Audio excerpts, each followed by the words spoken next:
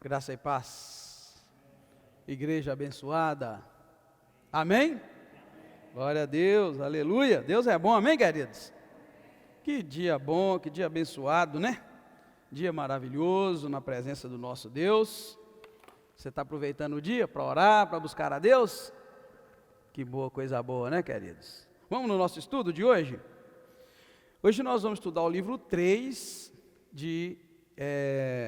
dos Salmos, que vai do capítulo 73 até o 89. Tá, irmãos? Hoje nós vamos estudar do 73 ao 89, e eu vou passar ali, né, vou passar cada capítulo desse, o que diz, nós vamos colocar ali para os irmãos meditarem nele, e assim a gente aprendendo, né, irmãos, o que a palavra de Deus diz para nós. O Salmo, como nós sabemos, é o livro de oração do povo de Israel, que até hoje eles fazem uso do livro, né, como um livro muito sagrado.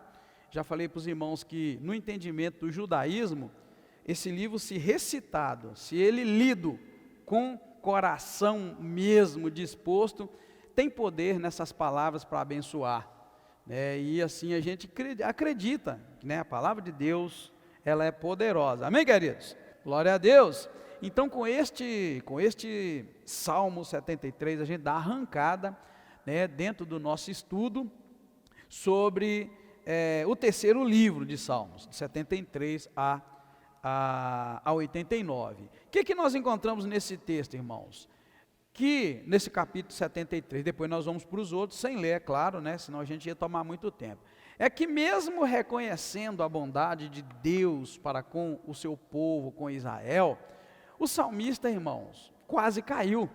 Eu não sei se você notou nesse salmo, ele fala que quanto aos meus pés, eu quase me desviei, eu quase escorreguei.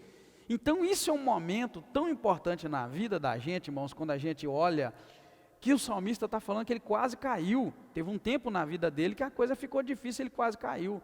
Toda pessoa, irmãos, que acha que está forte demais, ela cai.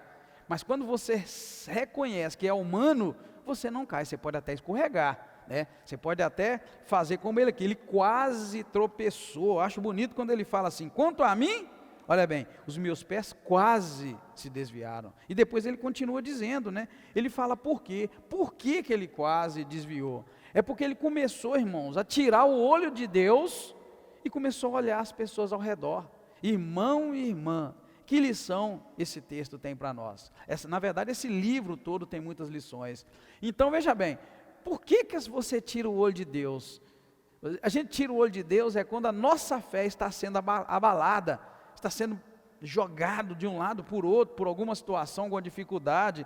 E o salmista diz aqui que ele começou a olhar os ricos e viu que eles sempre prosperam, os ímpios sempre enriquecem, está tudo bem. Ele diz aqui que os filhos desses ricos, irmãos, que não quer nada com Deus, está tudo bem, prosperando, onde eles põem a mão eles prosperam. E quando ele olhou isso, o coração dele ficou triste, abatido, amargurado. Mas por que está acontecendo aquilo com eles e comigo, no caso, eu estou cheio de aflição? Porque é isso que ele está dizendo aqui, que ele está angustiado de tanta aflição, né, irmãos? Mas ele fala uma coisa, que por um momento ele olhou para essas coisas e ele ficou perturbado, porque ele não entendeu. Então a lição aqui é: cuidado, não tire os olhos de Deus e coloque os olhos nas pessoas. Você sabe, irmãos, que os crentes têm uma mania muito errada de ficar olhando para crente? Crente tem uma mania de olhar para crente. Vocês têm mania de olhar para mim e olhar um para o outro, e você vê defeito em mim, vê defeito do teu lado, vê defeito em todo mundo. Irmão, esse é o maior erro. Qual que é a glória e a perfeição da igreja? Vamos falar. Quem é a glória e a perfeição da igreja? Jesus. Ele é perfeito. Então ele é a perfeição da igreja. Então, se você olhar para mim, ou olhar para qualquer pessoa, você não vai encontrar a perfeição. É Cristo que é a perfeição. Em momento nenhum da Bíblia você vai encontrar que crente é a perfeição. Não é, irmãos, crente só está caminhando, está ralando, uns melhor, outros pior, uns ruim demais, né, outros bom, mas é isso. Então, em momento nenhum você pode olhar para mim, olhar para quem você quiser aqui dentro. Não olha, você vai desviar. Não olha que você não vai ficar. Se você ficar olhando para o irmão fulano, para a irmã fulano, você vai criar problema para a tua vida, e porque você quis. Porque a perfeição da igreja é Cristo. Ele é puro, Ele é perfeito, Ele é maravilhoso. Então Cristo é a perfeição da igreja, não eu e nem você. Você já notou para ver isso? Pare e pensa na sua própria vida. Olha a sua vida e veja o quanto imperfeito você é. Tem gente que quer buscar a perfeição, não é assim? Tem gente que quer buscar a perfeição, né? A gente quer olhar o que a gente é bom, o que a gente faz bem feito, enfim, a gente quer olhar a perfeição em nós, mas não olha, querido, olha o quanto você é imperfeito, que aí você vai ter misericórdia dos outros. Quando você começar a olhar para dentro de você, você vai ter misericórdia do irmão A, da irmã B, você vai entender por que o outro está fraquinho, vai entender por que o outro faz tanta coisa errada. Quando você começar a olhar assim, agora, irmãos, parece que a gente olha um para o outro e quer ver ali a perfeição de Cristo. Não é direito meu querer ver a perfeição de Cristo em você. Eu tenho que procurar a perfeição de Cristo em mim. Amém, igreja? Não é um ensinamento tremendo? Depois você lê o 73 direitinho, você vai ver que quando e olha que ele reconhecia a bondade de Deus, irmãos, ele estava muito feliz. Começa assim, o versículo 1 começa dizendo assim, olha, verdadeiramente bom é Deus para com Israel, para com os limpos de coração. Aí ele fala, mas quanto a mim, os meus pés quase se desviaram. E ele diz, porque eu comecei a olhar o ímpio prosperando, eu comecei a ver que a família dele vai bem, os negócios dele vai bem, e eu estou aqui sofrendo, amargurado, angustiado. Isso me deixou perturbado, perplexo, né? Eu disse isso no estudo, se eu não estiver enganado ontem ou na terça, na escola de líder, não me lembro, que na verdade, quando a gente pensa assim, né, por que o outro prospera e eu não, e começa a criar na cabeça que todo crente não pode ter doença, não pode isso, não pode aquilo, quando a gente vê isso acontecendo, irmãos, o mundo da gente cai, desaba. Por que desaba? Porque não tem nada disso na Bíblia que garanta que você não vai ter uma doença, que você não vai padecer, você não vai ter problema com o filho, com a filha, com o neto, com a neta, com alguém. Ninguém garante isso, muito menos a Bíblia. Mas a gente criou essas coisas na cabeça de uma perfeição que não existe nesta terra. Então o salmista está dizendo isso, irmãos, está falando com todas as letras, que ele ficou perturbado. Mas ele também dá a solução. Ele disse assim que também, né, quando ele entrou no santuário de Deus, tudo mudou. Amém, queridos? Quando ele mudou o santuário, tudo mudou. Ou seja, essa ideia que ele tinha, não existiu, acabou, porque ele começou a entender. Aí Deus começou a falar com ele, e ele entendeu que na verdade Deus coloca essas pessoas num lugar escorregadio. É meio que uma armadilha. E eles vão cair, e a gente fica focado nessa ideia, né? Que isso aí é uma teologia, chamada teologia, como é que chama? Da prosperidade? Não, tem outro nome agora, rapaz, eu esqueci.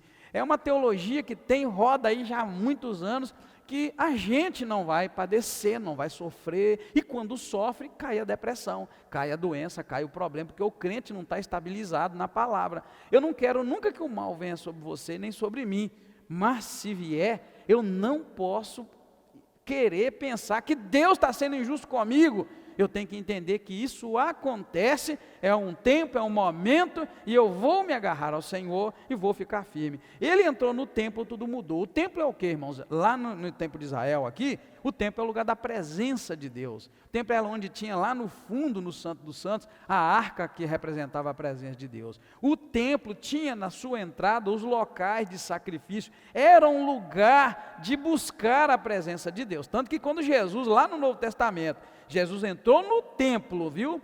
E viu que no templo tinha cambista, tinha gente fazendo do templo de Deus o que não deveria, ele ficou muito nervoso, né? Vocês viram lá que ele virou a mesa dos cambistas, fez uma confusão, expulsou eles lá de dentro, porque falou, olha, a casa de meu pai não é lugar para isso, é lugar de oração. Então o lugar que ele diz que, o salmista diz aqui, eu entrei e tudo mudou, né? Tudo se encaminhou, eu passei a compreender, e aí Deus começou a falar com ele, né, as palavras que consolaram, que mostraram para ele a verdade, a realidade do mundo espiritual. Então esse 73 que arranca, né, nesse terceiro livro, É assim que começa, o salmista reconhece tudo da bondade de Deus, mas ele fala, olha, eu senti inveja dos soberbos e isso quase me derrubou. O 74, irmãos, na verdade, vai ser uma reclamação, na verdade tem muita reclamação nesse livro, né, nesse terceiro livro, é uma reclamação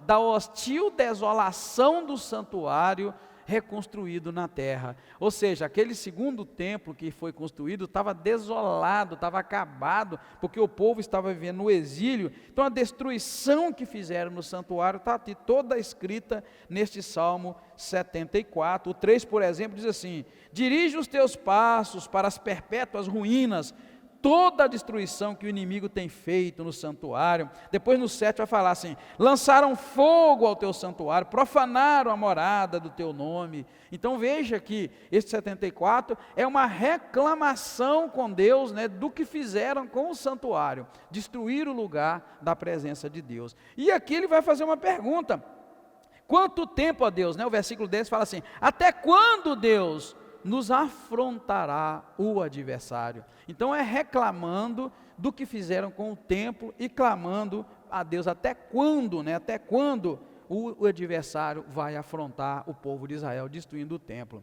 Hoje em dia, irmãos, existe uma política dentro das igrejas que você não precisa do templo, né? As pessoas não vêm ao templo para estudar, elas não vêm ao templo para cantar, elas não vêm ao templo para orar. Criou-se uma ideia, né, que a gente ora em casa, que a gente canta em casa, que a gente vive em casa. Mas essa não era a realidade do povo de Israel aqui. Aqui era diferente. O templo para eles era tudo, era o lugar de buscar a presença de Deus. E nesse momento, então, esse Salmo 74 é uma reclamação, né, com Deus, da hostil desolação que o santuário se encontrava, né? Depois o Salmo 75, 76, 77, vai apresentar o Messias tão esperado, que ainda não tinha vindo, né? O Messias esperado, julgando o povo, julgando a causa do povo de Deus, condenando os seus inimigos, e vai mostrar que a salvação vinda de Deus, pela mão de Deus, ela é tremenda e ela é poderosa. E depois vai mostrar, né, a operação da fé em tempos de angústias. Esse conjunto aí de Salmos 75 ao 79 vai mostrar isso tudo para nós. Veja o 75 que diz assim: olha o tanto que ele vai falar de Jesus, esse salmo. Porque não é do Oriente, nem do Ocidente, nem do deserto que vem a exaltação. O 75 está dizendo. Então ele está apresentando o Messias como o Salvador que viria, né? Então é um salmo messiânico, entre muitos outros. O 76 vai dizer: conhecido é Deus em Judá. Olha bem, ali ele quebrou as flechas flamejantes. Ao 6, a tua repreensão, ó Deus de Jacó, carros e cavalos são lançados na profundeza. Olha o 76, 7, tu somente és temível, quem subsistirá à tua vista se tirares? Então está mostrando o que ali? Está mostrando a salvação poderosa vinda pela mão de Deus.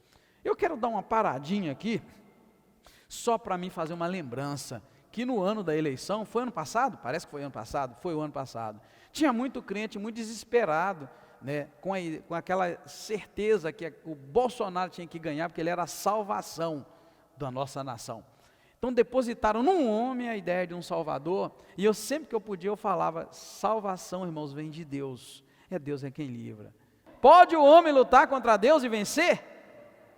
Não dá. Então os tempos e os modos, né, de Deus agir, a gente tem que discernir e só clamar a Deus e pedir a Deus que nos poupe, que tenha misericórdia. Eu tenho um entendimento que se Deus quiser punir o Brasil ou qualquer outra nação, irmãos, Ele não vai deixar o justo sofrer junto com o ímpio, porque Sodoma e Gomorra me mostra isso e muito me alegra. Amém, queridos?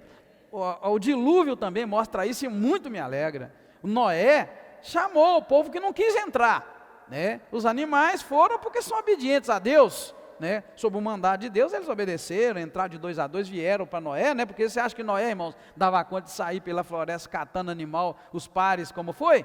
Foi um milagre, a gente sabe que foi. O animal foi obediente, mas os homens não foram. Havia lugar na arca para todos aqueles que confiassem na palavra de Deus. Mesma coisa Sodoma e Gomorra, né? Quando Abrão começou a interceder pelo Ló, né? E ele chegou na conclusão que Deus não ia destruir Sodoma e Gomorra se tivesse justo naquele lugar. Por isso o anjo de Deus foi lá para livrar Ló. Então a minha paz, a minha tranquilidade na soberania de Deus é tão grande, que eu sei, se Deus resolver punir uma nação, se eu for justo, Deus não vai me deixar sofrer junto com eles. Amém, queridos?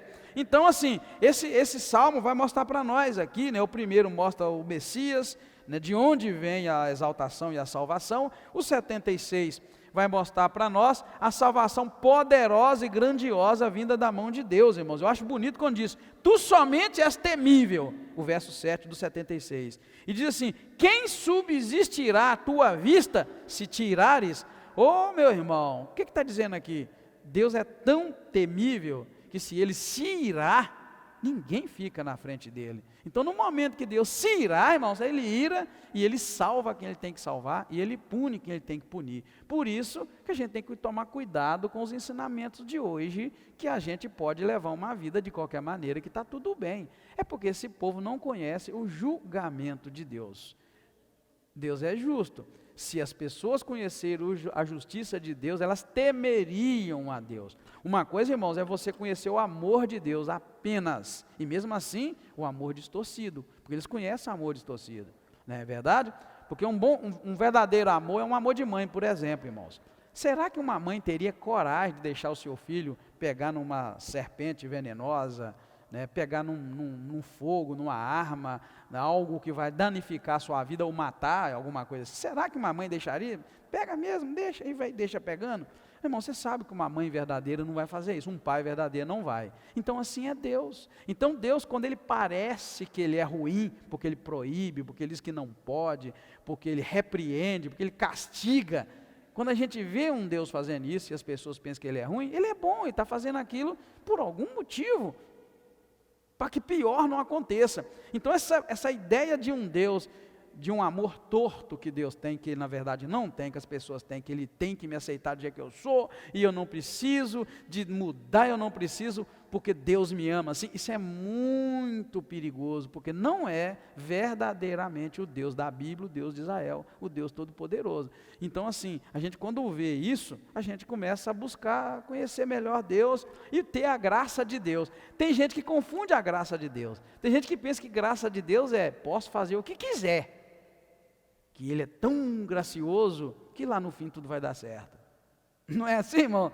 Não é de forma abusiva, vai e pensa, é verdade, lá no fundo a ideia de graça de Deus é isso, não tem problema, que a graça de Deus está derramada, e lá na frente tudo vai dar certo. O pensamento é errôneo, na verdade em lugar nenhum na Bíblia foi assim, e os únicos momentos que Deus agiu de maneira que você pensou, não estou entendendo, é quando Deus tinha um plano maior. Nós já falamos sobre isso, e a teologia admite isso, que em momentos em que Deus tinha um plano maior para executar, e meio que naquele momento era aquilo, Deus fez coisas que a gente às vezes pensa assim, será que é Deus mesmo? Vamos ver, nós estamos no estudo, quem lembra alguma coisa aí, que você pensa, mas será que é Deus mesmo? Vamos ver, eu estou com um na cabeça aqui, que veio aqui agora, é o que eu digo, e aí a teologia entende isso, que quando Deus tem um plano maior para ser executado, ele faz certas coisas, porque ele pode, ele é dono, ele é Deus, ele é soberano, ele faz o que ele quiser, e ele faz umas coisas de gente encucada. Me veio duas na cabeça agora. A primeira, lá em Gênesis, a mentira que as parteiras falaram por ocasião do nascimento e para poupar a vida de Moisés. Irmão, eu já busquei esse trem no original, eu já busquei esse trem em estudo, eu já busquei na internet, eu já busquei com os rabinos, e todo mundo não tenta mudar. As mulheres mentiram, e porque elas mentiram, Deus ainda abençoou elas. Então fica um trem assim, e não entra de tentar escorregar e dizer, eu tentei buscar uma palavra lá, irmão, para eu falar, não foi assim, mas não tem saída. Elas literalmente mentiram com relação ao nascimento, né, de Moisés, para salvar a vida de Moisés. Lembra lá a mentira, né, irmãos? É que as parteiras não podiam deixar os meninos nascer, mas deixava, porque elas estavam lá, temor de Deus. E nesse caso, quando vieram questionar, né, investigar, elas mentiram. Porque as mulheres de Israel são fortes, e aí elas, quando a gente chega, já nasceu. E aí a própria Bíblia diz que elas mentiram, então a palavra não tem jeito de sair. Então você vê, você chega ali e fala, tem lógica, e tem. Qual é o entendimento? É que Deus tinha um plano maior. Elas mentiram, não foi exatamente, ele não mandou, mas elas mentiram. E o que ele faz? Mesmo elas mentindo, pelo que elas fizeram em poupar a vida, não só de Moisés, tá, irmãos, mas de outras crianças de Israel, Deus fez algo, abençoou elas. Olha bem, irmãos, uma mentira, e lá em Apocalipse vai dizer que os mentirosos não vão entrar no reino do céu. Uma mentira, mas na verdade havia um plano de Deus. Eu preciso salvar os meus filhos que estão nascendo nesse lugar, não pode morrer, sem contar que vai nascer um que vai ser o libertador, Moisés. Eu preciso, e as mulheres no momento se apareceram lá, mentiram e fizeram o serviço, e Deus faz o quê? Abençoa, e elas constituem família. Então, queridos, aí você vai me perguntar, então a gente pode mentir, pastor, que vai dar certo? Mente para você ver. Na verdade, quando há um plano maior de Deus, e você comete uma falha, Deus tem um plano maior, e você foi o executor do plano maior de Deus. Ele te abençoa pelo plano maior que Ele tem, e não pelo que você fez, exatamente, mas você executou. A gente vai encontrar também outra, é a prostituta Raabe. Eu procurei de todo jeito lá descobrir que ela não era prostituta, mas ela era a prostituta Raabe. Irmãos, e Jesus lá no Novo Testamento vai dizer, Jesus nasceu da linhagem de uma mulher prostituta. É complicado. E você vai ver também, aí vai vindo os exemplos, tá, irmãos, de coisas que acontecem quando Deus tem um plano maior, para te esclarecer e ninguém te enganar. Porque se amanhã chega alguém e fala, a gente pode mentir porque as parteiras mentiram, a gente pode prostituir porque Jesus nasceu de Raabe e foi prostituta, ela foi salva a família dela. Aí você tem argumento para você dizer dentro da Bíblia também. Havia um plano maior, e pelo plano maior de Deus, irmão, já era. Se você pular no plano maior de Deus, irmãos, Ele te abençoa, mesmo você ter com a vida toda danada. É por isso que eu repito sempre que eu posso, eu conheço muita gente que não é crente, é fiel dizimista. E Deus abençoa essas pessoas. Eles nem vão em igreja. Tem gente que manda dízimo, irmão, para determinada igreja ou para determinada instituição religiosa. E Deus prospera. Por quê? Porque Ele falou lá. Lá Ele não falou que tinha que ser crente, que tinha que ser batista, presbiteriano, assembleano. Ele falou, Malaquias 3 vai dizer, se a pessoa for fiel nos dízimos e nas ofertas, pode fazer prova dele, se ele não vai abrir as portas e abençoar. Isso não diz, irmão, que tem que ser eu e você. Isso diz que tem que fazer. Eu conheço uma meia dúzia que não é de igreja. Aqui na igreja nós tivemos alguns na verdade, que os camaradas não eram crentes, mas mandavam as mulheres levar o dízimo e entregar. E Deus manda a bênção que Ele promete. Aqui dentro, não sei se os irmãos lembram de alguns aí, né? Lembra de alguns, não lembra? Então é só para os irmãos verem, irmãos, que Deus tem um plano maior. Se você pula nesse plano, exatamente. Então, irmãos, é para a gente entender, irmãos, que quando Deus tem um plano maior, é assim, sim senhora. Tá? Deus fez a mesma coisa com Nabucodonosor lá na frente, o camarada era ímpio, mas Deus usou o rei, acho que foi o Dario, ou o Ciro, não me engano. Ele usou também um rei que nunca foi crente, para ele libertar o povo. Agora não está fugindo na cabeça aqui. Ele libertou, Deus levantou ele teve um sonho, e ele foi lá, né, dentro da cultura foi Dario, não foi? O camarada não era crente, mas Deus deu para ele, dentro da cultura de Israel, diz que Deus deu para ele um sonho que ele livrava o povo. E ele foi e decretou a libertação, mandou o povo tudo voltar para a cidade de Jerusalém. Então, quer dizer, e nunca foi crente. Mas a pessoa, irmão, se quiser ser canal, ele é canal. Se ele quiser, ele pula dentro do plano de Deus, e Deus vai cumprir, né, a palavra dele. Então, assim, são muitos textos, mas o termo, tá, irmãos? O termo, quando alguém quiser dizer, mas por que fulano mentiu lá na Bíblia e deu certo? Por que Raabe, né? Por que Salomão nasceu da mulher com quem Davi lá adulterou? Por que foi assim? Por que tem que ser? E por que aconteceu, aliás? Aí você pode responder, quando Deus tem um plano maior, e chega num determinado momento, que Ele interfere, irmãos, radicalmente, quebrando leis, e fazendo aquilo mesmo que Ele disse, para não fazer. Ele é Deus, Ele pode. Essa é a grande questão da soberania de Deus. Ele é Deus, Ele faz o que Ele quiser, irmão. E a gente não tem que ficar questionando Deus, né? Por exemplo, as coisas mais simples. Ele não deu o curso das águas num determinado sentido, e toda a água não vai para o mesmo sentido, toda a água não vai descendo, descendo, descendo, ele fez a água parar no mar Vermelho, fez no Jordão, e do mesmo jeito ele abençoou. Então, se ele quiser, é isso que o salmista viu e ficou desesperado. Quando ele viu o outro lá prosperando, ele ficou doido. Não pode ser, porque eu estou sofrendo e aquele lá está sendo abençoado. Então, assim, isso é muito profundo, muito, muito maravilhoso. Mas não é para você se apoiar nas mentiras que tem na Bíblia, nas coisas erradas, e dizer que você pode, que vai dar do mesmo jeito. Espera aí, se você estiver dentro da linha, por exemplo, da volta de Cristo, que é o grande evento, né? Da salvação de uma nação, de alguém, você vai. Mas agora eu acho que não tem mais um evento assim não, tá, irmãos? Para acontecer, para você entrar na frente com essas coisas e se dar bem, né? Por isso que é importante estudar a Bíblia, tá, irmãos? É muito importante a gente estudar a Bíblia para a gente aprender algo, para a gente poder passar para frente. Essa questão da irmã Joelma é muito importante. O filho vai te perguntar no dia que vê, alguém vai te perguntar, e isso desvia pessoas, porque quando você vê aqui, você vai falar, Deus é mentiroso porque ele aceitou aquilo, né? Mas que história é essa de Deus deixar isso, deixar aquilo? A gente tem que entender, quando Deus tem um plano maior, Ele faz o que Ele quiser. Ele põe um rei, põe um governador, que você olha para a vida da pessoa, a pessoa não é santa. E vamos ser sinceros, irmãos, será que o que eles têm e eles querem é o melhor? Será que o melhor é ter dinheiro, é ter mansão, é ter carrão? Será que isso é o melhor? Será que... É a mesma para eles e para nós. O 73:18 responde isso para nós, irmãos. Olha, o 17:18, na verdade. Olha, até que entrei no santuário de Deus e então entendi o fim deles. Ó, 18. Certamente tu os pões em lugares escorregadios, tu os lanças em destruição. Isso aí é fundamental. Quem anda querendo ser o que o ímpio é em tudo, nas suas riquezas, tem que entender que Deus coloca eles num lugar de destruição, irmãos. É diferente. Qual destruição seria essa? Talvez aqui e talvez a destruição eterna.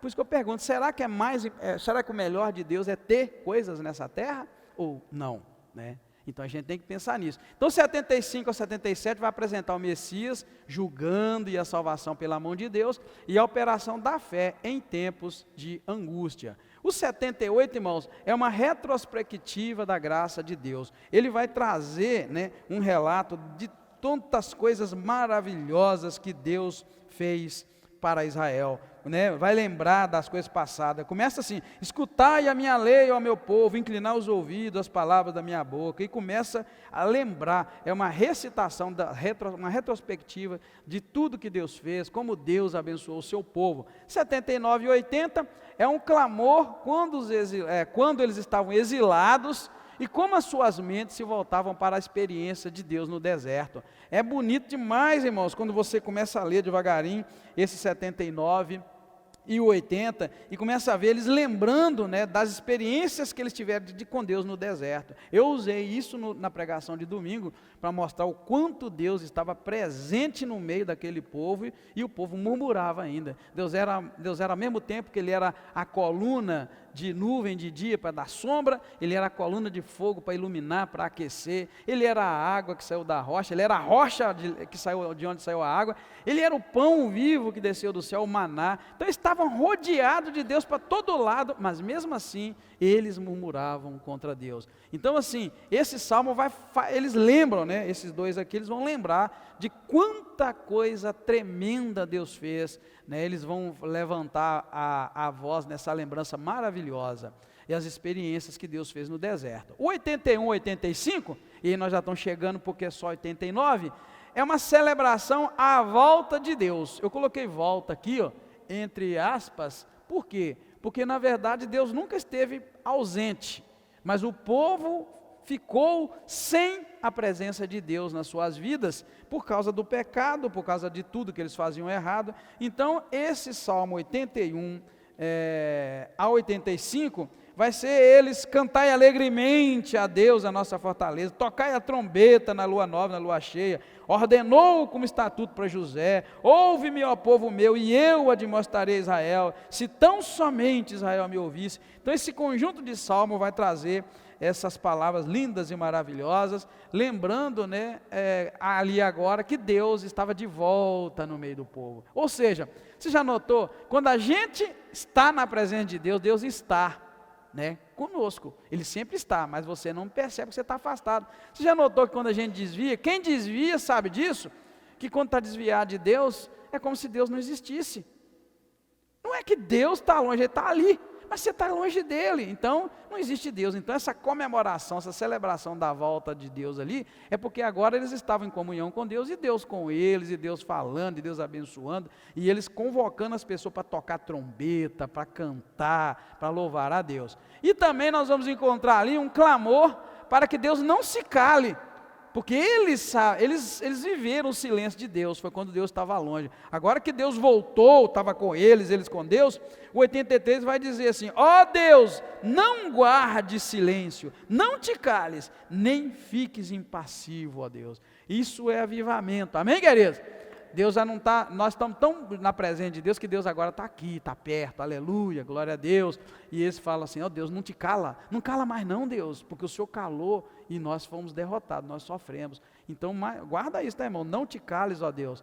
Quer dizer, viva na presença de Deus, porque quem faz Deus calar é na verdade o nosso ouvido que fica tampado. Aí a gente não ouve Deus, e Deus fica longe, né?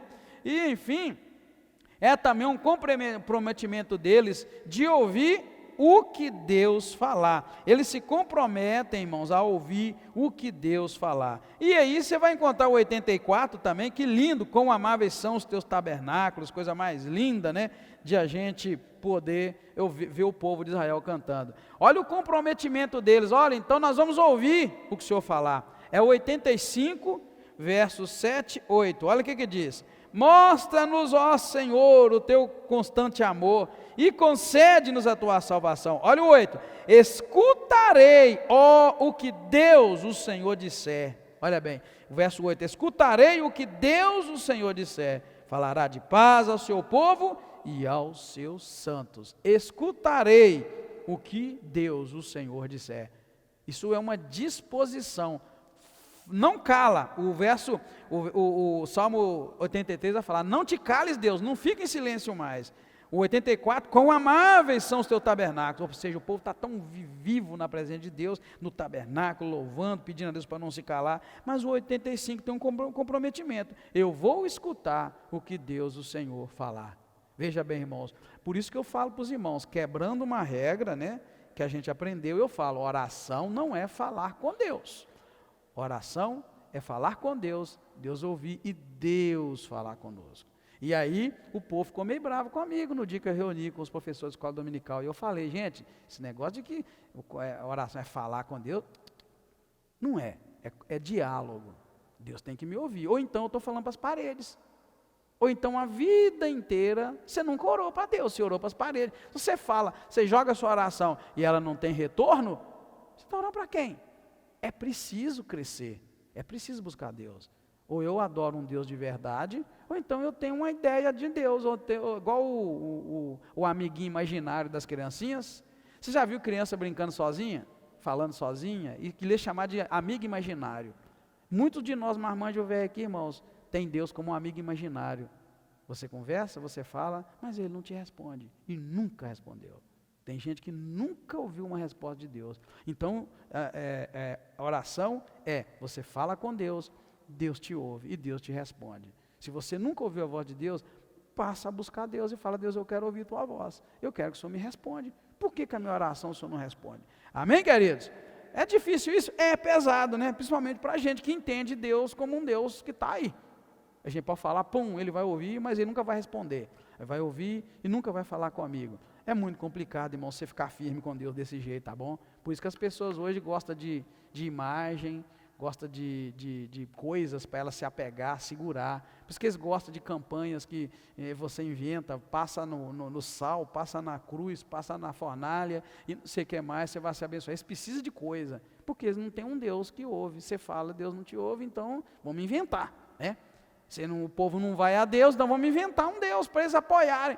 É complicado, tá, irmãos? O 86 e o 87 vai mostrar, né, o salmista procurando Deus na necessidade. O salmista se gloria em Sião mais do que em qualquer outro lugar na terra. Então é um hino de exaltação a Deus, e o salmista, né, exaltando a cidade de Deus, a Sião maravilhosa, né, ele começa clamando a Deus: inclina, ó Senhor, os teus ouvidos e me ouve, pois sou pobre e necessitado. Está vendo? Ele está ali então procurando Deus na hora da sua necessidade. E o 77 vai mostrar para nós, falei errado, o 87 vai mostrar para nós, ele se gloriando em Sião mais do que em qualquer cidade. Olha o que diz o 87:5. Sim, de Sião se dirá: este e aquele nasceram ali. Olha que lindo, irmão. De Sião se dirá: este e aquele nasceram ali. Tipo assim, Sião é a maior cidade que existe, a melhor. Não existe outra cidade no mundo, na face da terra, senão Sião, a cidade escolhida por Deus. Ai, que maravilha. Amém, queridos? E para encerrar, o 88 e 89 vai mostrar lá o salmista profundamente convicto do pecado dele e da nação, e aí ele clama a Deus, né? Ele vai clamar a Deus de uma maneira muito pessoal: ó, o Senhor, Deus da minha salvação, diante de ti eu clamo de dia e de noite, inclina os teus ouvidos ao meu clamor, pois a minha alma está cheia de angústia e a minha vida se aproxima da sepultura. Estou contado com os que descem para morrer, estou como um homem sem forças, fui tirado entre os mortos, como os feridos de morte que jazem na sepultura, dos quais não te lembras mais, os quais os exclui da tua mão. Puseste-me na cova mais profunda, em trevas, na maior profundeza, sobre mim pesa a tua cólera. Então ele está aqui o quê? Ele está convicto do pecado dele, o pecado da nação. Ele confessa, ele clama a Deus pedindo: Deus tenha misericórdia. E por fim, irmãos, no 89, o salmista vai falar, né, das misericórdias do Senhor. No 89 vai falar das misericórdias do Senhor, do amor de Deus, da bondade de Deus. E tudo que ele fala ali das misericórdias, do amor de Deus, irmãos, se enquadra perfeitamente na pessoa de Jesus Cristo. É lindo quando você começa a ver. Olha como começa o 89. Claro que eu só risquei, tá, irmãos, assim, algumas palavras. Olha: o grande amor do Senhor cantarei perpetuamente. O 2, direi que o teu amor permanece para sempre. Olha bem, os 5, os céus louvam as tuas maravilhas, ó Senhor, e também a tua fidelidade na reunião, na Assembleia dos Santos. Olha o 6, pois quem no céu se pode igualar ao Senhor? Olha o 7, Deus é tremendamente temido na Assembleia, na reunião, no culto dos santos. Olha o 8, quem é forte como tu? O 8 ainda, tu és poderoso, Senhor, e a tua fidelidade está ao teu redor. O 9, tu dominas o ímpeto do mar, né? O 11, teus são os céus e a terra. O 12, regozija-se em teu nome. O 13, tu tens o braço poderoso. O 14, retidão e justiça são a base do teu trono. Amor e fidelidade vão adiante de ti. Ao 16, em teu nome se alegrará o dia todo. O 17, pois tu és a sua glória e força, e pelo teu favor será exaltado o nosso poder. E o 18, certamente o Senhor é a nossa defesa e o Santo de Israel, o nosso Rei. Então, queridos, veja bem que ele conclui esse livro colocando, né, ali muitas das características que se enquadram perfeitamente no Senhor Jesus Cristo. Amém, queridos? Aqui então termina, né, o livro 3, e nós falamos um pouquinho de cada um dos salmos, desde o 73 até o 89. Se a gente viesse aqui, né, irmãos, para falar de cada salmo um dia, você vê que era praticamente isso que a gente está fazendo, né? Aí eu sempre coloco, irmãos, um significado de algumas palavras que tem no Salmo, mesmo para a gente ter alguma curiosidade e saber. Masquil, nós estamos encontrando lá desde o primeiro livro, e nós vamos encontrar essa palavra masquil no 74, 78 e 89. É incerto o significado, e pode significar um poema contemplativo, ou que contém alguma sabedoria ou canção. Gitite, nós vamos contar no 81 e 84, denota um tom associado com cânticos da época da colheita, da vinha. E Malat Leanote, nós encontramos no 88, é algo relacionado a instrumento de cordas para 2 coros. Tem umas traduções que vão falar que é a cítara, que é um instrumento, mas a verdade é que ninguém sabe exatamente o que é. Tá bom, irmãos? Porque a gente lê e não vê, e vê aquilo, o que é, aí eu fiz um apanhadozinho. Amém? Que Deus tenha te abençoado, porque a mim Ele abençoou. Me ajuda muito ver a Bíblia e depois pensar, eu posso melhorar o meu relacionamento com Deus através da Bíblia. E o Salmo traz isso para nós, queridos, tá? Traz isso para a nossa vida, amém? Os irmãos desse lado, tranquilo aí, irmã Penha, os irmãos Joaquim, os irmãos aí, tranquilo? Comentário, quer comentar alguma coisa? Aí os irmãos dessa ala aqui, quer comentar alguma coisa, irmãos? Fica à vontade, se quiser.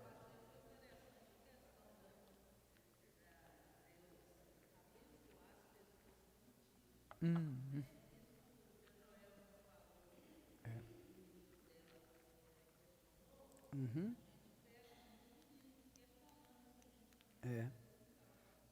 É por isso que eu sempre amei estudo bíblico. Eu amo até hoje, né? Sempre amei, desde que eu vim para a igreja. Porque no estudo você escuta coisas, irmãos, que outros aprenderam. Deus pode mostrar uma coisa para uma pessoa lá no Japão e não mostrar para mim. Aí como é que eu vou saber disso? Estudando. A gente vai para o estudo, vai para a Bíblia, hoje tem internet. E essas coisas são muito importantes, irmãos, para a gente aprender a responder. Não é que Deus está falando, pode mentir que eu vou abençoar.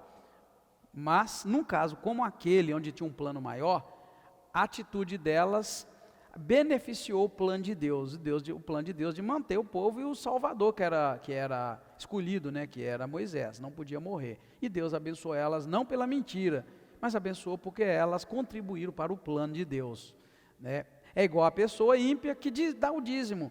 Deus abençoa a pessoa ímpia que dá o dízimo? Sim, por quê? Porque Ele falou que quem desse ia ser abençoado. Porém, tem coisas que você tem que fazer, né?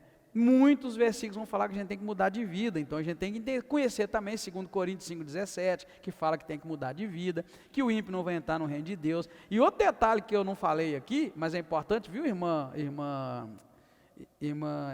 Joelma e todos aqui que sabem dessa passagem. Ali não fala de salvação daquelas mulheres, fala que Deus as abençoou e deu família para elas.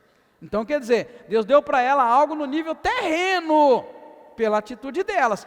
Não tem relato. É igual o Salomão, homem de Deus, escolhido por Deus, filho de Davi, reinou no lugar de Davi. E nós que estudamos a Bíblia vimos, Deus falou com ele, olha, se você obedecer a mim, cumprir meus estatutos, meus mandamentos, eu vou cumprir tudo que falei para Davi, seu pai. Seu trono vai permanecer, você vai ser abençoado, eu vou te prosperar. Mas a gente sabe que ele não cumpriu. Ele foi um dos camaradas que mais foi idólatra, mais pecou. E Deus cortou tudo o que tinha dito que ia fazer, não fez. Não deu para ele aquilo que Deus disse que daria. Porque existe consequência do pecado, irmão. Você pecou, você tem consequência. Deus falou que ia dar e Deus falou, não vou dar mais, porque eu falei com você que você tinha que fazer isso para eu te dar. Você não fez, acabou. O reino foi dividido, foi rachado, virou uma confusão. Então, a gente tem que saber isso muito bem. Então, o que essas pessoas ganharam, irmãos, foram bens que Deus deu no nível terreno. O que eu quero dizer de Salomão é o seguinte, não vai na onda de Salomão pensando que porque era o homem mais sábio, que Deus deu sabedoria, que não houve ninguém depois dele tão sábio. Esse Salomão foi salvo, porque salvação é outra coisa, vida eterna é outra coisa. E o Salomão não fez nada para merecer o que nós estamos chamando aqui de vida eterna. Ele idolatrou demais, irmão. Ele construiu deuses ele adorou todos os deuses das mulheres dele. E os irmãos sabem que tinha mulher demais. Então, o fim de Salomão foi um dos piores na Bíblia, ao contrário de Davi, seu pai. Começou bem, caiu, e reergueu e levantou, terminou lá em cima. Davi começou bem, caiu e levantou. Salomão começou bem, quando ele pede sabedoria, Deus agrada e dá para ele, e ele terminou no fundo do poço. Ele teve uma vida terrível no fundo do poço, tá, irmãos?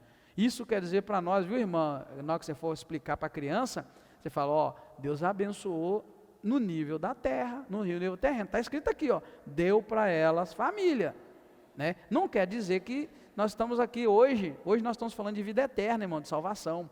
O mundo está eu vou dizer que a última fase, que a gente tem que viver aqui antes de Cristo voltar. Isso quer dizer que você tem que entender também a Bíblia, escatologia, tudo isso, né? Começou no Jardim do Éden, depois o plano de salvação foi executado, veio Jesus, a Era da Graça, e o próximo grande evento que a gente espera agora é a volta de Cristo. Então nós estamos bem cá, não tem nada de Jardim do Éden lá, de dilúvio, nada, nós estamos bem na ponta já do plano de Deus final. O plano de Deus é Jesus voltar, ele já veio 2000 anos atrás, e hoje estão vivendo o tempo da graça. O próximo grande evento é a volta de Cristo. Então, se for num tempo nosso, ele virá, claro que aí vai vir todo aquele procedimento dos 1000 anos de Jesus reinar e tal, porém, o próximo grande evento é a volta de Cristo. Então, a gente tem que entender onde nós estamos nesse caminho e qual a chance que a gente tem, né? A gente tem chance de muitos anos para frente? Não, nós temos chance agora do próximo grande evento, que é Cristo voltar. Então, é por isso que essa igreja de hoje, a minha igreja que eu vivo e você, nós que vemos essa geração, deveria ser a igreja mais fervorosa que houve ao longo de toda a história, irmãos. Porque nós estamos para ver Cristo voltar. No entanto, cadê a igreja? Cadê as igrejas? As igrejas estão atrás de modernidade, estão atrás de festa, de farra, de grandes eventos. A igreja não está afim de santificação. A igreja não está afim de mudar de vida. E nós somos a última geração, querido. Eu tenho certeza absoluta, sabe? Que nós vivemos um tempo que depois de nós agora já era. Né? Depois de nós, Cristo pode voltar a qualquer tempo. É o que está escrito lá na palavra de Deus em Tessalonicenses. Então a gente vive um tempo, deveria ser a igreja mais avivada, irmão. Nós éramos para ser a igreja com mais milagre que existe na face da terra. Onde os crentes oravam mais, buscavam a Deus mais. Onde a manifestação do poder de Deus, irmãos, fosse maior. Quem sabe? Até maior do que no tempo de Cristo. Por que eu digo isso? Isso é bom estudo por isso. Por que eu digo que a nossa geração de hoje deveria presenciar mais poder milagroso de Deus do que no tempo de Cristo? Jesus falou isso. Por quê? Vou dar uma dica para vocês. Esses sinais seguirão os que creem, e não só esse, mas tem um outro também. Isso, esse aí, irmão, viu, que você falou, sinais seguirão, que deu sinais dessa geração. E Jesus falou que nós, seus discípulos e nós, faríamos as mesmas obras que ele fez, e nós faríamos maiores ainda, porque ele ia para o Pai. Essa é a minha preocupação com a minha vida e com a nossa vida. Onde estão os sinais? Nossa geração é para ser mais poderosa do que a dos discípulos. Mas onde está o nosso entendimento, o nosso conhecimento de que nós precisamos buscar a Deus para isso?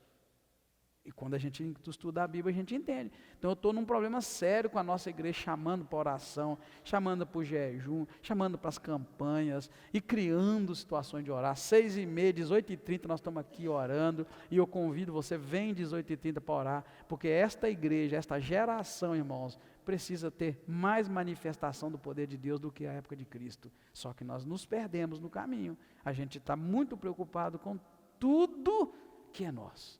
Se eu te falar, perguntar aqui agora, assim, quantos aqui estão aqui agora, mas cheio de problema em casa, mas não sei o que para resolver. E a gente está preocupado com isso. No entanto, é a igreja.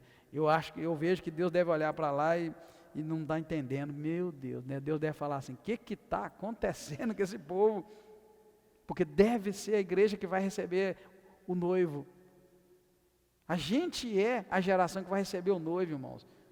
Só que a gente está preocupado com internet, tecnologia. A gente está preocupado com relógio. A gente fica doido para ir embora. Doido para ir embora. A gente não prepara para a vinda do noivo, irmãos. O noivo está às portas. Esta geração é a geração que possivelmente vai ver o noivo voltar, o noivo voltando, né, para a sua noiva. E aí, a gente está como? Onde está? A gente não entende a parábola das virgens, a gente lê, acha ela bonita e até ensina na escola bíblica, ensina para alguém, mas a gente esquece, irmãos, que lá fala de prudência, de entender, de discernir, de estar preparado para esperar o tempo que for preciso. Mas e se o noivo vier amanhã? Se ele vier daqui a uns dias, onde ele vai nos encontrar? Eu falo de nós, geração, tá, irmão? Estou falando de nós, do nosso tempo. A gente precisa viver como se Cristo fosse voltar, irmãos, hoje à noite, quando a gente fosse para casa. É essa a expectativa que a gente precisa, né? Que a Bíblia vai nos mostrar, que a gente precisa estar esperando. Tá pouco, O noivo vem, e aí, onde é que vai, né? A gente precisa estar empurrando essa geração. Vamos orar, irmão, vem comigo, não, vamos lá, vamos fazer. A gente precisa estar empurrando, essa geração precisa de entender que é a geração que vai receber o noivo. E aí, como é que vai ser? Irmão, sinceramente, Deus, eu gostaria muito de ver, não sei se vai dar, mas eu gostaria muito de ver meu Jesus voltando, mas voltando literalmente, como a Bíblia diz lá em Tessalonicenses. Eu queria ver o que essa turma ia arrumar. Porque tem muita gente na igreja, irmão, nesta em todas, que não está nem um pouco entendendo que será uma vinda que os olhos vão ver. A Bíblia diz que todo olho o verá. Todo olho não é espiritual, não vai ser uma visão igual quando Deus me dá, não. Deus me dá uma visão espiritual. Deus dá visão para qualquer homem, qualquer mulher na face da terra. É tudo espiritual, irmãos, tudo é espiritual, é o reino espiritual. Irmão, a Bíblia diz que todo olho vai ver, não fala que é olho espiritual, né? Todo olho vai ver ele descer, não vai tocar na terra. Aqueles que morreram antes de nós vão subir, se encontrar com ele lá nos ares, e depois os que estiverem vivos naquela hora, né, e forem escolhidos, vão encontrar com ele lá, e essa galera vai ver tudo. E eu imagino uma coisa, se Jesus voltar hoje vai ser muito legal, irmão, sabe por quê? Porque hoje tem um tal de celular, de selfie, os camaradas transmitem tudo ao vivo.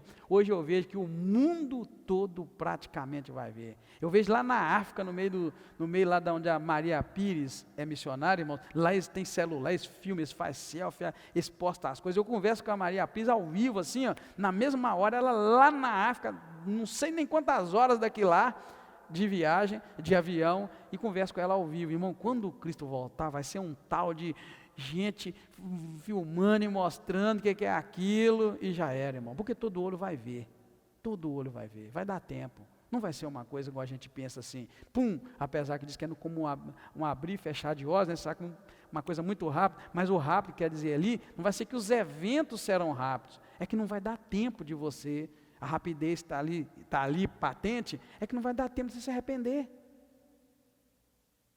Não é que vai ser um evento, tipo assim, tipo um piscar de olho mesmo. Mas se for um piscar de olho já era, irmão. Ninguém vai ver mesmo. Não, irmão. Vai ser algo para todo olho verá. Vai ver, não vai dar tempo. Ah, eu aceito, agora eu quero. Não, agora não dá mais não. Aguenta a mão aí. Porque de acordo com Tessalonicenses, os que morreram lá atrás em Cristo, desde Adão até agora, vão encontrar com ele, ressuscitar, e a Bíblia diz em Apocalipse que o mar vai dar os seus mortos, a terra vai dar, não é assim, irmão? Então vai ressuscitar mesmo. Sabe essas pessoas que morrem tudo estraçalhado, que ninguém nunca achou o corpo? Sabe aquela mãe desesperada que o filho morreu e nunca encontrou? Vai juntar osso com osso, pele com pele, porque Ezequiel mostra para nós que isso é possível. Então vai começar, irmãos, desde Adão, a terra vai dar os seus mortos, o mar vai dar, vai todo mundo encontrar lá em cima. E depois, já imaginou Abraão que morreu na esperança, todos aqueles vão morrer na esperança, vai encontrar com ele, e os que estiverem vivos vão.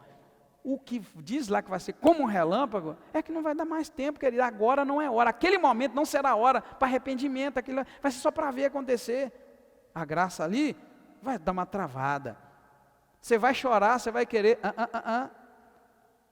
né? Dois vão estar deitados numa cama, um vai e o outro fica, aquela história toda, e aí já era, não dá mais tempo, agora você vai ficar vendo, você vai ver, vai provar, e ver com aqueles bobos que ia para a igreja, aqueles bobos que orava, aqueles bobos que não bebia, aqueles bobos que não fumava, aqueles bobos que não prostituía, aqueles bobos que apanhava, está lá em cima, você está aqui embaixo agora vamos ter um tempo de vitória, de graça para a igreja, que não vai mais perecer, não vai cair, amém, igreja? Não vai sofrer mais, acabou, e os de cá vão lutar um pouco ainda, né? Enfim, é só para os irmãos entenderem o que a palavra de Deus está nos mostrando dentro dos salmos que a gente aplica para nós hoje, irmãos. São esses ensinamentos, são coisas tremendas embutidas na Bíblia, plano de Deus para esta geração, e a gente está aí, né, preocupado com tanta coisa. Devíamos preocupar em lavar nossas vestes no sangue do Cordeiro, para que quando o noivo voltar, a gente vai, amém? E estamos indo, amém, queridos? Vamos orar, queridos? Vamos encerrar?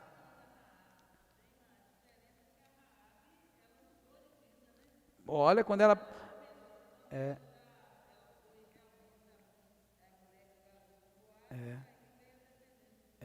E na verdade...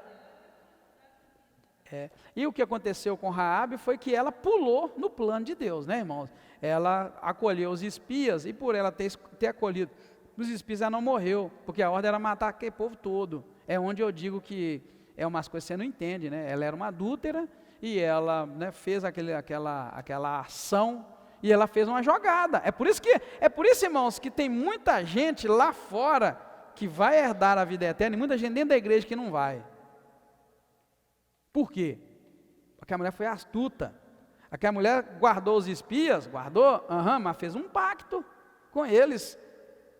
E eles salvaram ela. Olha, põe um sinal aqui na janela, na sua casa, porque a gente vai entrar e vai matar todo mundo. E se você deixar o sinal ali, nós não vamos te matar, nós vamos poupar o seu que estiver lá dentro. Mas agora, se você não colocar, nós não temos compromisso com você. O nosso compromisso é põe o sinal. Irmãos, aquela mulher, ela pulou na graça de Deus, ela se jogou e ela teve essa oportunidade. E aí sim, aí ela foi passar a servir ao Deus de Israel, porque ela não servia. Então é meio que, por isso que a Bíblia mostra, né, muitos lá de fora, irmãos, muitos últimos serão os primeiros. Porque os que estão dentro da casa do Senhor, irmão, estão dormindo, estão cochilando, e o outro lá fora pode pular. Sabe esse negócio que eu disse para você, que será como um relâmpago, que pá, vai ser rápido demais? Tem muita gente dentro da igreja que vai chorar, irmãos. Tem muita gente da igreja que vai chorar, vendo os santos irem para a glória e ele não indo. E muitos lá fora indo, por quê? Porque, irmão, precisa fazer alguma coisa. Precisa buscar mais a Deus. Precisa ter mais tempo com Deus. Eu estou falando muito sobre tempo com Deus. É preciso ter devocional. Você tem que orar mais, você tem que buscar a Deus mais, você tem que ler mais a Bíblia, tem que reunir mais, tem que cultuar mais, tem que estar mais junto, tem que aproveitar esse momento para mover o coração de Deus a favor, né, de nós, da igreja dele na face da terra. Amém, vamos embora, né? Ou se vocês quiserem, a gente fica também. Se quiser, a gente fica, né? Vamos orar. Que Deus abençoe sua vida. Sábado tem culto da juventude, domingo escola bíblica dominical, domingo tem também casados para sempre, para aqueles que já se inscreveram, e domingo à noite estamos juntos, vem para a igreja, vem nos ajudar, vem orar conosco, vem fortalecer a fé de uns aos outros, amém, igreja? Oremos. Muito obrigado, Pai, eu te louvo, te bendigo, te agradeço pela bondade do Senhor e pela tua misericórdia. Ai de nós, se não fosse a bondade do Senhor, é de nós se não fosse a tua misericórdia, já teríamos caído, Deus, há muito tempo, se não fosse a mão poderosa do Senhor. Por isso, te agradeço por esse momento precioso junto com o teu povo, e peço que o Senhor aviva a tua noiva, Senhor, aviva a tua igreja, aviva o teu povo, aviva as tuas ovelhas, dá perspectiva. Ó Deus, o inimigo tem conseguido esfriar, tem conseguido, ó Deus, desviar o nosso foco, tem conseguido colocar em nós, ó Deus, o pensamento de autossuficiência. A maioria de nós pensa, meu Deus, que a salvação está garantida, que está bem, mas é verdade que o Senhor está unindo o teu povo na face da terra, todos com o mesmo propósito, de apresentar Cristo àqueles que não te conhecem. Aviva-nos o nosso coração e dá-nos a tua graça. Mais uma vez, eu oro agradecido ao Senhor, em nome do Senhor Jesus Cristo. Amém. Muito obrigado, Deus. Vai na graça do Senhor, irmãos. Tenha uma ótima noite. Medita nesta palavra, aplica no teu coração e deixa Deus te encher de graça.